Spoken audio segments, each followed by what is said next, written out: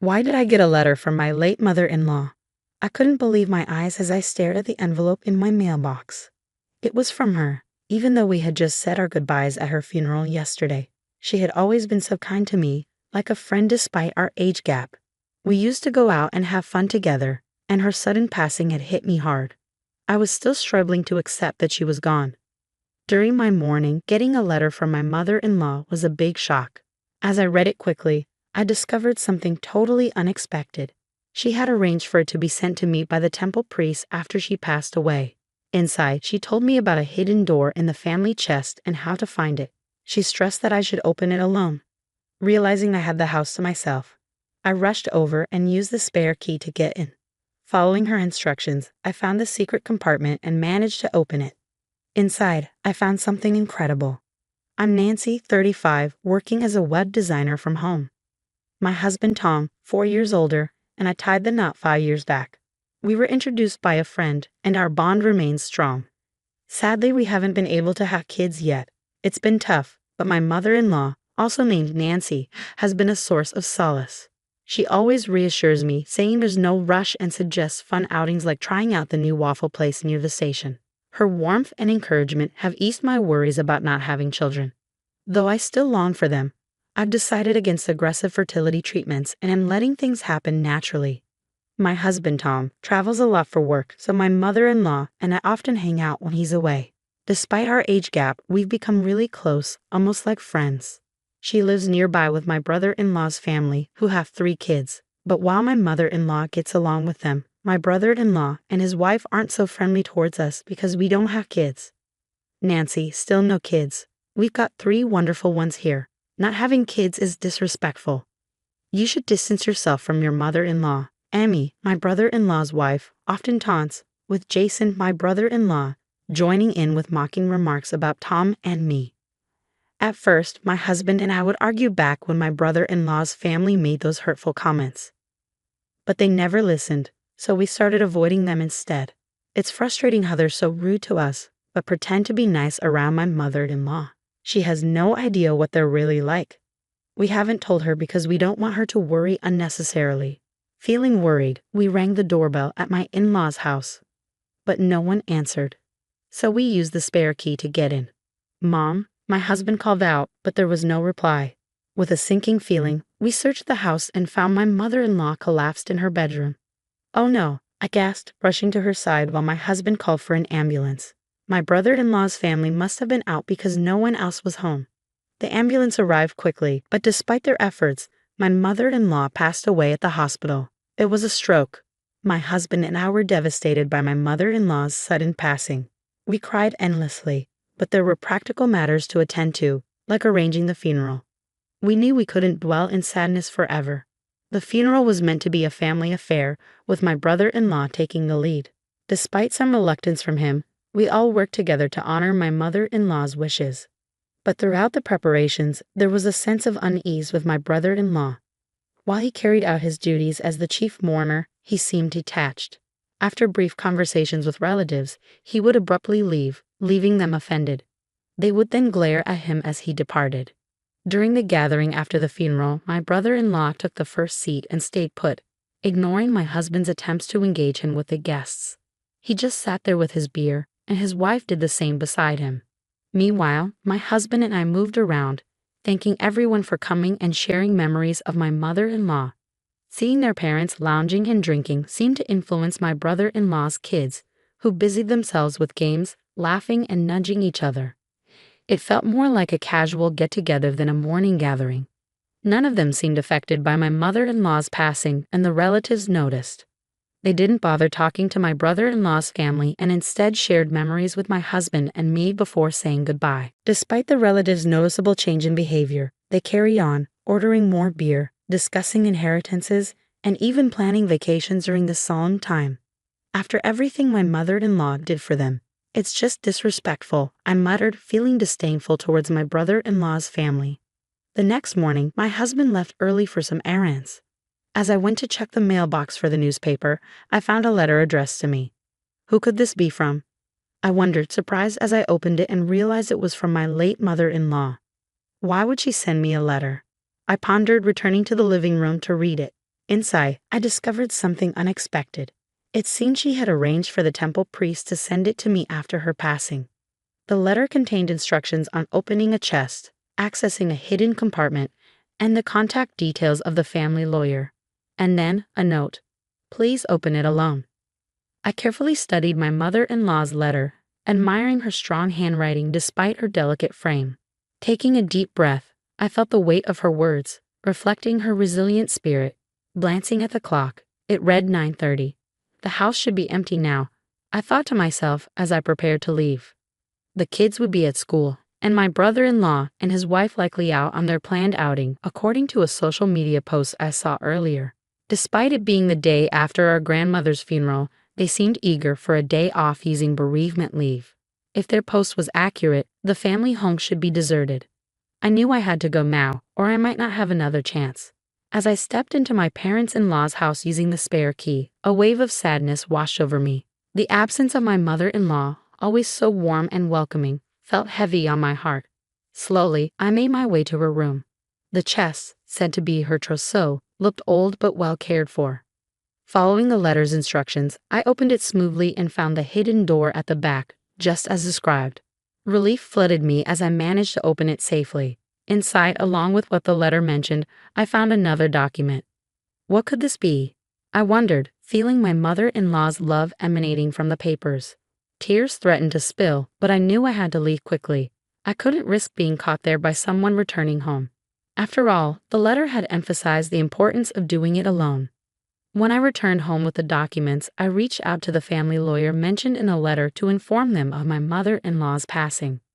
Just as I was about to contact my husband and my brother-in-law's family to discuss gathering this weekend, an email from my sister-in-law arrived. It urged us to convene at my parents-in-law's house urgently for important news. What could she want to discuss? Despite feeling uneasy, declining seemed strange, so I accepted. That weekend, we nervously gathered at my parents-in-law's house. My brother-in-law and his wife wore smug smiles, and their children were conspicuously absent. As soon as we sat down, they presented a document, my mother-in-law's will. It bore her signature, leaving all assets to my brother-in-law and his wife. You see, we inherit everything, my brother-in-law gloated, his laughter harsh. While my husband looked stunned, I quietly excused myself and discreetly brought in the lawyer waiting outside. Who's this? My brother-in-law and his wife sounded puzzled as the lawyer entered. Even my husband, unaware of the lawyer's presence, looked surprised. This is the lawyer my mother-in-law trusted, I explained briefly. Gradually, confusion turned to anger on my brother-in-law and his wife's faces. A lawyer? Why bring them here? They demanded. It's part of my mother-in-law's instructions. She wanted the lawyer to help draft the estate division agreement smoothly, I replied. They protested loudly, insisting they didn't need legal assistance. My brother-in-law slammed the desk, gesturing to my mother-in-law's will. See, we have her will. We don't need a lawyer, he declared. The lawyer intervened calmly. Are you sure your mother wrote this entire document herself? My brother-in-law affirmed angrily, but the lawyer shook his head. This can't be recognized as a will. A holographic will must be entirely handwritten by the testator, he explained, pointing out inconsistencies in the document. The handwriting looked familiar, but the rest appeared to be printed, likely from a computer. The room fell silent as my brother-in-law reached for the will in front of him. But no matter what he did, the content remained unchanged, neatly printed in Gothic font. Huh?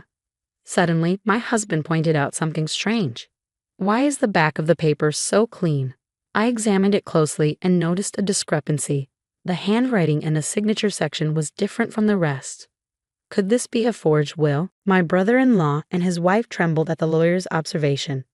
We wouldn't do such a thing, they protested, but their tension was palpable. The lawyer warned forgery of a will is a serious crime. Their faces drained of color as they stuttered through excuses. The lawyer delivered the final blow. Nancy has a notarized will, making yours invalid. My brother-in-law and his wife were shocked. What? We never heard of it, they exclaimed. But I remembered the letter from my mother-in-law mentioning a notarized will hidden behind the chest's secret door. We were just as surprised. In the letter my mother-in-law sent earlier, she disclosed the hiding spot to us. Along with practical details, she explained her reasons for making the notarized will and why she shared it with me. She had sensed her health declining and prepared the will, suspecting that my brother-in-law and his wife might try to interfere with it. While I had thought my mother-in-law was oblivious to my brother-in-law and his wife's true nature, it seemed she had a faint inkling of their greed. The notarized will stipulated that the assets would be split equally between my brother-in-law and my husband. What? She did this? My brother-in-law and his wife were stunned, their eyes wide. Then my brother-in-law's demeanor shifted abruptly, and he exclaimed, "Ah, right. As the eldest son, I'm supposed to be the beneficiary of Mom's life insurance, aren't I?" His eyes gleamed with intensity as he spoke. I replied in a chilly tone, "In addition to the notarized will, your mother also left me the life insurance certificate, with myself as the beneficiary." Inside the hidden compartment of the chest, alongside the notarized will, was the life insurance certificate. My brother-in-law and his wife balked at the documents in disbelief, their eyes fixed on them. "I never heard about this. I had no idea," the lawyer interjected. "Changing a life insurance beneficiary doesn't always require notifying the previous one." Despite my brother-in-law's protests and table slamming, the lawyer intervened. Turning to me, my husband asked anxiously, "When did Mom entrust you with this?" I didn't know. I reassured him with a smile. "It was all in the letter I received from her. She wanted to tell you too, but she was worried about raising suspicion with your brother and his wife if both of us were involved. So she entrusted it to me alone." "I understand. It makes sense, considering how close Mom and you were," my husband remarked. As we spoke, my sister-in-law burst in, hysterical. "I can't accept this. Why should you, who didn't even show your children to my mother-in-law, inherit her estate? This is ridiculous. I won't accept it." My brother-in-law chimed in, his face reddening with anger. "Exactly. You have no right to Mom's estate. We lived here just for her inheritance, splitting it equally. Don't make me laugh. It's all ours." My sister-in-law continued to shout, adding to his selfish claims. "We have 3 children. As compensation for not showing my mother-in-law any grandchildren, you should give all of her inheritance to our children for their future. We have given her 3 grandchildren, so we deserve it more. The inheritance belongs to us." Despite my sister-in-law's aggressive outbursts, I remained composed. "Your arguments don't make sense. Let's try to calm down," I said calmly, but it only seemed to fuel her anger further. "Your calmness is so infuriating. Just give us the money already. You're worthless without children," she shouted, launching herself at me. My husband and the lawyer stepped in to stop her, but before they could, she landed a punch on my head. "Ouch!" I cried out in pain. "Stop it." My husband and the lawyer managed to restrain her, but she continued to struggle, demanding the inheritance. Her eyes were wild and her face contorted with rage. Meanwhile, my brother-in-law encouraged her, urging her to hit me more. Enraged, my husband called the police to intervene. When the police arrived, my husband and the lawyer briefed them on the situation. My brother-in-law and his wife were escorted away.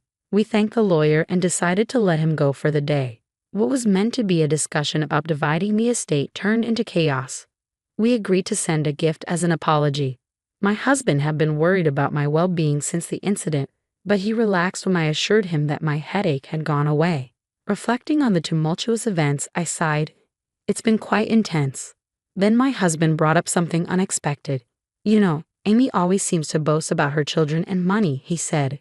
It was true. My sister-in-law constantly flaunted her children and showed an intense fixation on money. During the previous argument about money, my sister-in-law's fixation on her children and money became evident. Her expression during the altercation was truly frightening. "You're right, it's a bit unsettling," my husband mused, falling into silence afterward. Sensing his unease, I asked, "Is something bothering you?" "Yeah, there's something on my mind. I'm thinking of suggesting it to my brother. I believe it might be wise to have DNA tests done for their 3 children," my husband revealed, surprising me. "DNA tests?" I echoed, taken aback. "Yeah, and I'm also considering proposing a background check on Amy. Something doesn't feel right. It's just a gut feeling," he explained. Though I initially thought it might be unnecessary, my husband's intuition had proven accurate before. "All right, if that's what you think, let's discuss it with your brother later." When my husband broached the topic with my brother-in-law, he reacted with ridicule and extensive yelling. "Just because you don't have kids yourselves, "Don't doubt ours," he shouted. However, before leaving, he demanded materials about DNA testing from my husband. It seemed my brother-in-law had his own thoughts on the matter.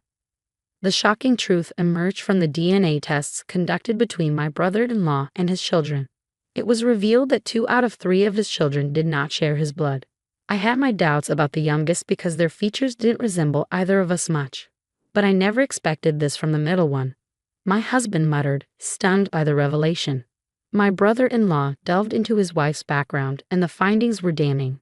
It appeared that my sister-in-law had been involved with multiple men even before marrying my brother-in-law. Furthermore, her recent affairs had been exposed to the wives of her lovers, who were now seeking compensation. As my sister-in-law spent more time at home than my brother-in-law, she carefully concealed any notices, such as registered letters. Upon examining the details, it became clear that the total amount of compensation demanded far exceeded my sister-in-law's earnings or savings. Ultimately, it seemed my sister-in-law was determined to claim my mother-in-law's inheritance for herself at any cost. As events unfolded, my brother-in-law and sister-in-law escalated into a violent altercation, hurling objects and exchanging blows until blood was drawn. Disturbed by the commotion, neighbors alerted the police, leading to their arrest on charges of assault, in addition to the ongoing investigation into the forged will. Further inquiry revealed a history of theft and harassment against wealthy individuals, compounding their legal troubles. Ultimately, both ended up incarcerated. Concerns arose about the future of their 3 children, for whom we were now the closest relatives since our mother-in-law's passing. Despite considering taking them in, we hesitated. The children had been deeply influenced by their parents' toxic behavior, referring to us disdainfully as childless incompetence. Even the eldest at 14 and the youngest at 7 demonstrated a shocking lack of respect or understanding of proper conduct. Despite their parents' predicament, their attitudes remained unchanged. Hearing our 14-year-old nephew dismiss us as childless idiots was disheartening beyond words. Exposed to such hostility, we found it impossible to nurture affection or optimism about their upbringing. In the end, we decided to reach out to my sister-in-law's parents and formally cut ties with the children. It seemed they understood our decision, as our nephew bitterly remarked, "I'd rather live in Grandma's old shack with a clueless, childless couple." It was clear this was the best course for everyone involved. We chose not to disclose the fact that the younger 2 children were not biologically related to my brother-in-law. Whether to reveal the truth or not, we left in the hands of my brother-in-law and his wife's relatives. My husband and I made the decision to relocate to a distant place, using the inheritance from my mother-in-law to start anew. Our new home was surrounded by lush greenery and nature, instantly making us feel at peace. There was a quaint waffle shop nearby, where we often reminisced about my mother-in-law, wishing she could have joined us. Shortly after the move, I discovered I was pregnant, a long-awaited blessing that filled us both with overwhelming joy. The positive pregnancy test brought tears to our eyes, and later, the doctor confirmed the news, leaving us elated. We couldn't help but imagine how thrilled my mother-in-law would have been if she were still with us. In addition to the pregnancy, the entrepreneurial venture I had been quietly planning was also progressing smoothly. My husband and I worked diligently, anticipating the arrival of our child and cherishing each day filled with happiness.